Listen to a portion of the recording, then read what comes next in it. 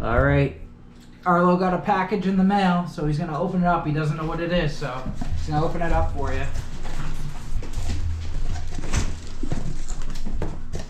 Show what it is. So we got some stuff from Roost MX. Got this hat. Is this for me? Oh, sick. I thought I got a pit shirt too. No, that's mine. Go ahead, show the shirt off. Turn it around. It's mine. Nice. I think I got it. Nope. Here, pull these out. New graphics. Yep, new graphics from Roost. Let's open them and show them off. This is for them. Yep, the number plate. Let's see it. That is neat. Yep, Cobra for the side, for the shroud. Neat. More yachts. Yep, more yacht. I don't know, what is that for? The swing arm? Yeah, I think so. Swing arm. What else we got? The side number plates, look, that's cool with the lightning bolt. Can I see it? I didn't see it. Good. I didn't see the lightning bolt. See it? What else we got? More of it. Look at this one's cool.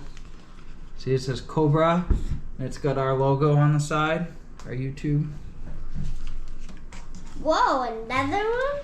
Do you take these out? Yeah, you take them out after when we go to put them on the bike. We still gotta get our plastics in. We don't have our plastics yet. I didn't know these were coming, so. I like the dice. You see the dice? The back fender. Everyone, 100% Vans, AOT. We got St. Hilaire. They help us out a lot.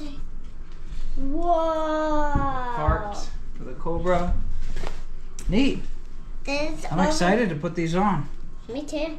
I can't wait how they look.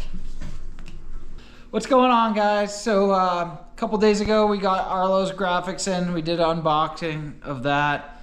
So today we got the plastics in from our local dealer, St. Hilaire Motorsports in Barrington, New Hampshire. Our local Cobra dealer. We went with black plastics. You want to show them?